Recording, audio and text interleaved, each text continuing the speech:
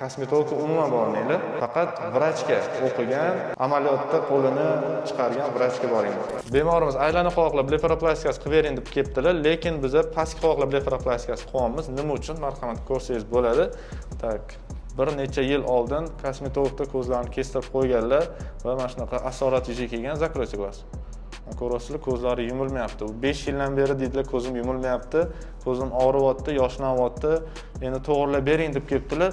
Buni hozircha to'g'rilab bo'lmaydi, chunki ko'zlarda ortiqcha to'qima umuman yo'q, o'sha yetishmovchilik bor, to'qima yetishmovchiligi bor.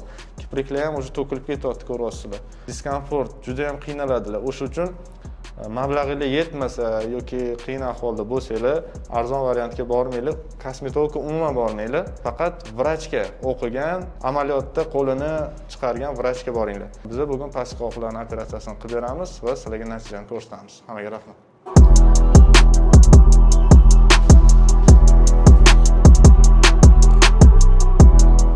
Operatsiyamiz yakunladik, holatimiz ko'rsanglar bo'ladi. Napali смотрим. Grijalar hammasini olib berdik. Ko'zalarni podtяжка qildik, simmetrichni qilib berdik. Ko'zimiz hech qanaqa asoratsiz, vibratlarsiz. Shunaqa chiroyli natija bo'ldi va ko'zimizdan taxminan chiqqan grijalar mana bunaqa ikkita ko'zdan shu darajada grijalar chiqqan. Bemorimiz xursand bo'ladilar, sizlarga ham yoqdigan umiddamiz. Kuzatishda davom etinglar. Oldinda yana operatsiyamiz bor. Hammaga rahmat.